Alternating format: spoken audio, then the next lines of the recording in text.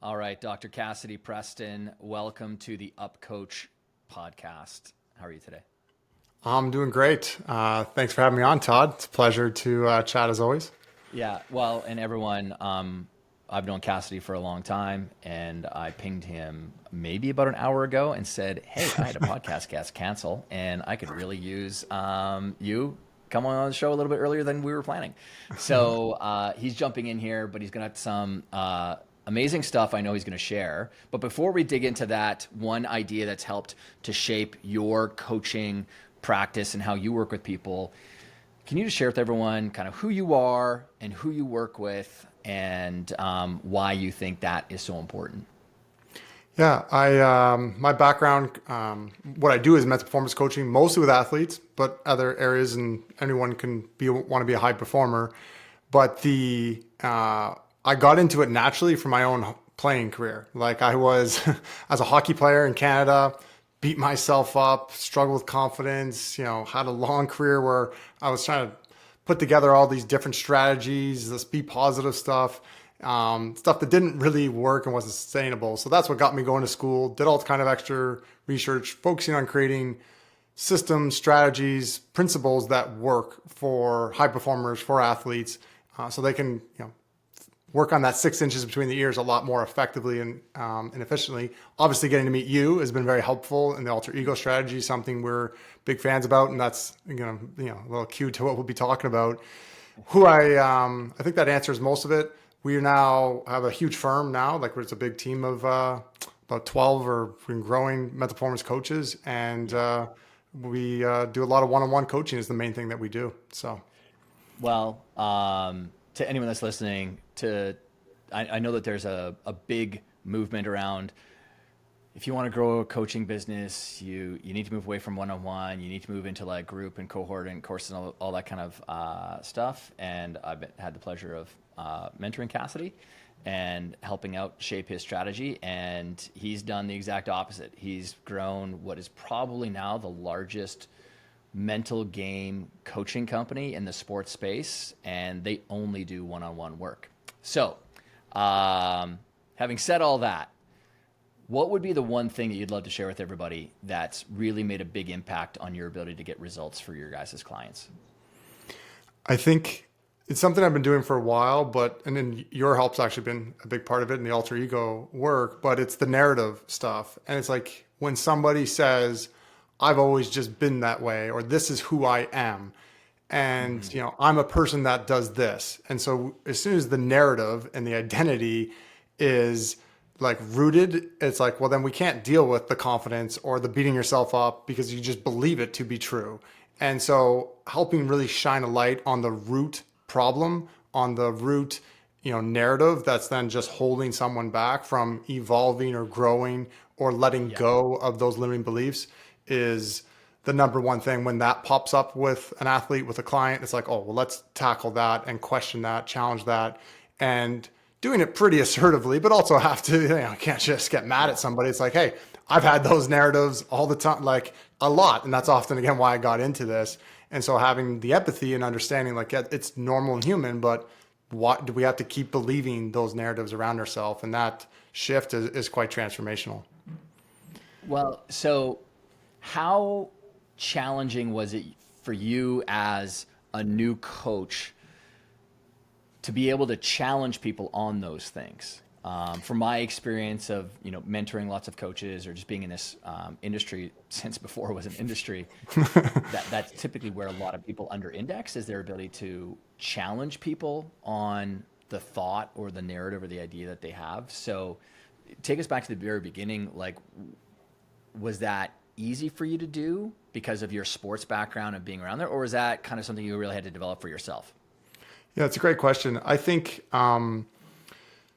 somewhat easy would there's like I have my disposition is to coach. Like I like coaching, and like my first business was when I was 19. My parents go, "You got to go get a job. Like you can't just be a hockey player and not have a summer job." And I was like, "What the heck am I gonna do?"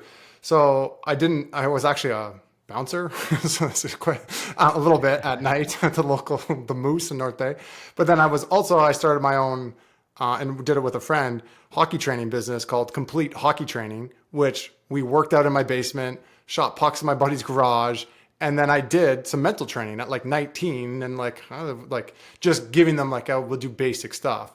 But I always just wanted to coach people. And then I coached people on the ice. I was a hockey coach. And so I've always just been interested in guiding and coaching that way. So I kind of learned through those early experiences just to assert myself and guide without being mean around it to push people away.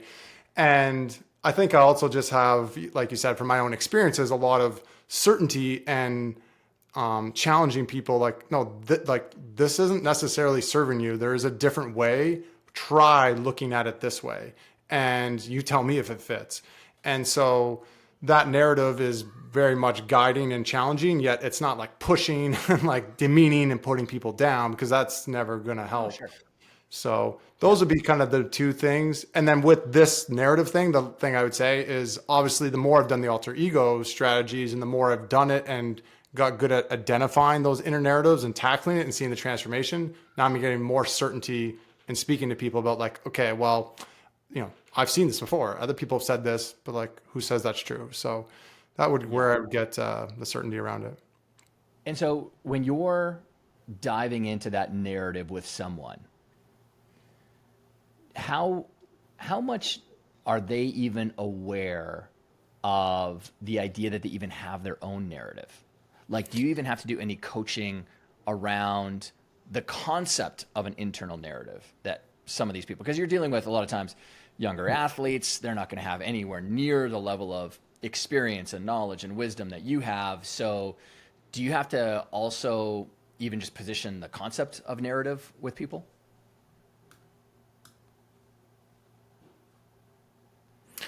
Yeah. So the way that I would frame coaching them on having the narrative, the way I would look at it is sometimes they have some awareness, but when they don't, it's just being like, okay, well, let's just take a pause. Because the way it comes up is often, it's not like, oh, do you have any inner narratives? It doesn't come up that way. It's okay, like, well, what's weighing on you? What are you worried about? And I like to use sometimes like pretend I'm like a medical doctor and you've got a pain in your stomach. Well, like the only way to find out is to go probe around and push. And then I can eventually, oh yeah, that hurts. Well then, okay, well now I know it's this area.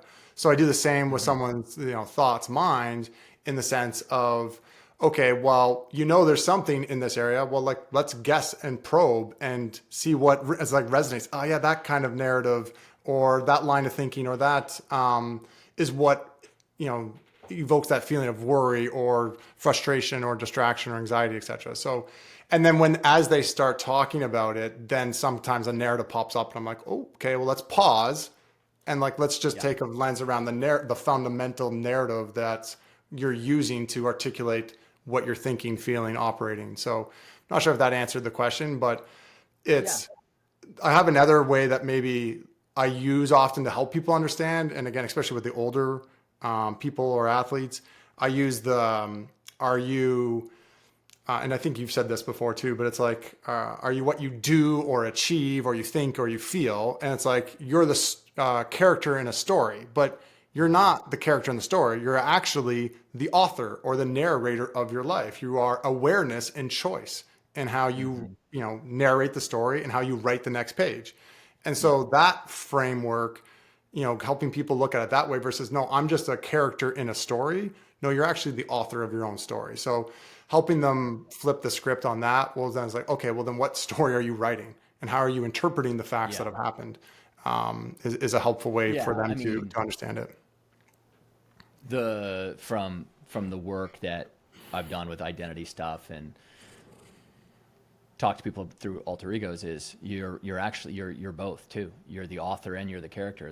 And the most powerful part is when you recognize that you're the author and you're going to create a character that's custom built to go and help you win in whatever that domain or that field of play is for you. I'm interested to know from your side of things, Cass, when you start talking to people about that internal narrative, how many of them end up struggling with the idea that they do have an internal narrative and they start thinking too much? I see this a lot in the self-help and personal development space where people really over index on the concept of thoughts or things, let's say. And so what that causes though is an anxiety and a stress response from a lot of people who then start to notice some of their thoughts and that they're not very empowering.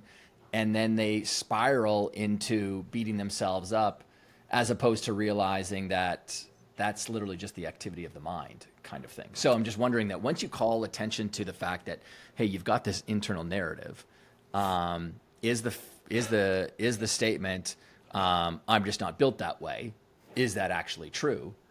Do any of your clients ever struggle sometimes with kind of being too heady with themselves then? Yeah, for sure. I would say I often probably don't use even the word narrative sometimes with a client, depending on the Yeah. situation. I'll just be like, who says that's true? I was like that statement is just like, are we going to, Yeah. is it true? So it's like not even creating it bigger than what it is. But it's just getting them to self-reflect on their own internal language and just helping them think differently around, their self or identity and so forth. So sometimes they don't even notice that we're doing kind of narrative work when we're doing it. But Yeah. the other common thing though that does happen obviously is I call it like the perfect mindset trap. And it's like, think like growth fixed mindset, but related to your mindset. And then they're like beating themselves up. I need to have a perfect mindset. I can never have a narrative that doesn't serve me. And it's like, oh my God, I had this thought. And then they start going down this rabbit hole around beating themselves up, around beating themselves up. And then it's like, okay, no, treat your mindset and your inner narrative as something you're working on. And that is, you're going to make mistakes. You put quotes around that, but it's like, you're human. Like you're going to have thoughts, feelings, you're going to have limiting beliefs at times. Learn from them, not beat yourself up about it. Mm-hmm. And that's helpful for all kind of parts of the mental game. But even then the narrative work in and of itself, it's like, and like think of like the alter ego work and identity work. It's not like, oh, we got it the first try in the first 30 minutes and then we never adapted it. Like, no, like let's keep being creative and playful and adapt and grow the narrative and how you want to show up on the field of play. It's a constant process and evolution to refine and optimize. Like I had a poker player of all people, like a month ago. We had a good alter ego name and identity. And then literally like a week later, we like blew it up and got a completely new one that just resonated more. And like a lot of the traits were similar, but the narrative was just that much more, something just clicked and was more powerful. So, Is there anything, I mean, you're working with athletes that are at the top level of their game in their age group, or in the game period, because you work with pro athletes as well. Have you seen a common, personal statement that sort of runs across many people? Is there a through line that many people will sort of state in some of the coaching sessions with you?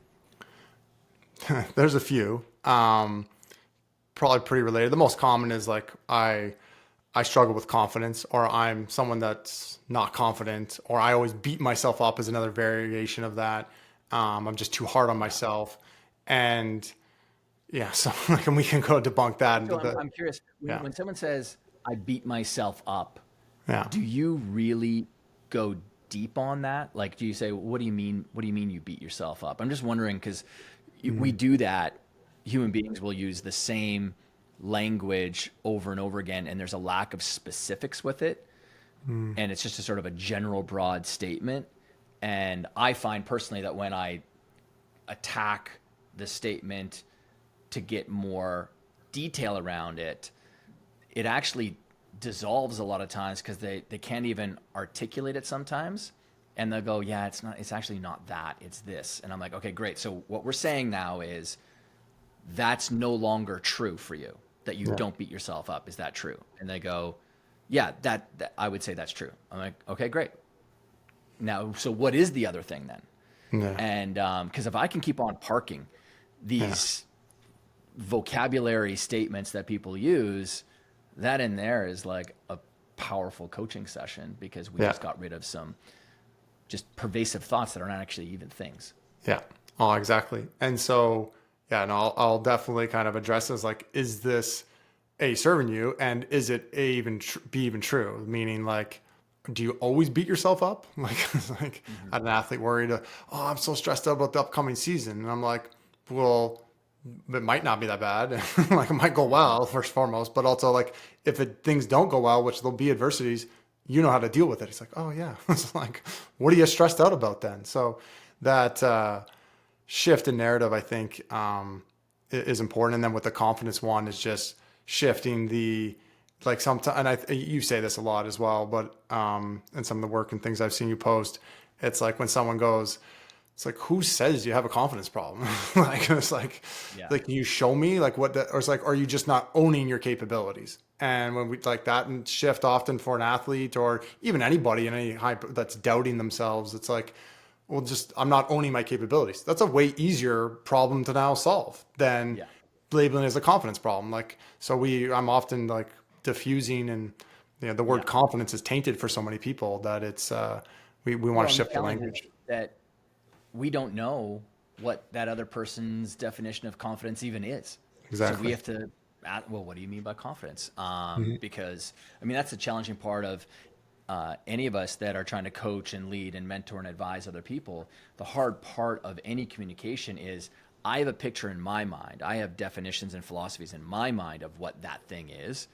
And especially if you're an expert on the topic, yours are probably going to be even more well refined, but I don't know what you mean by confidence. What do you mean by that? And their description of it could mean a completely different word, really.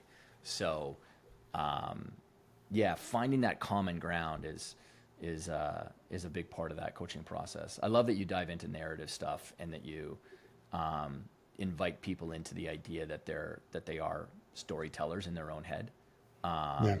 and you're just trying to give them a more powerful pen to write that story with. So, Yeah. um, so as promised, this is always, we try to keep this less than 20 minutes. Any parting thoughts, Cassidy, before we let everybody go on with their day? The one thing I like to frame, and I have the book coming out, but I like the concept of mindset first, which is who do you want to be, which goes back to the whole like who do I choose to be in Mm-hmm. this moment, and like asking that question versus what do I want to achieve in this moment or in this Mm-hmm. day or this game. And if someone can be mindset first, focus on who they're being over what they want to do and achieve, which does matter, like, Of but course if it they does. Yeah. prioritize mindset first, um, that to me is the foundation, and which is the narrative work is kind of a specific Yeah. strategy around that comes out of it. So, yeah, Well, I love that because the idea of being is the idea that, well, what's the tool I'm going to take to this thing to go and yeah, achieve? And you are the tool. So who am I being? What's the best way that I can be to go out and achieve that thing? When people actually ingrain that and they get that in their head, yeah, I think it's one of those great switches that get flicked in the their their room of performance that can help them achieve things with a lot less friction. So, yeah. Oh, for sure. Yeah. So thank you so much for having me on.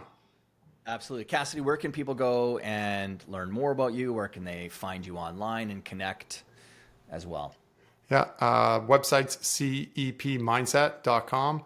And we're on Twitter at Cassidy Preston, Instagrams, I think consistently, or CEP Mindset as well. So those are kind of the two main socials. Yep. I'm on LinkedIn as well, that kind of stuff. But you just look up Cassidy Preston, I'm sure you'll find me. So and we'll You're a leave it at champ, that. man. Again, thanks for popping in here in the last minute and bringing some of your fire. Appreciate it, and have a fantastic rest of your day.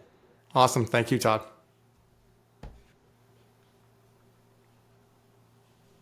Awesome.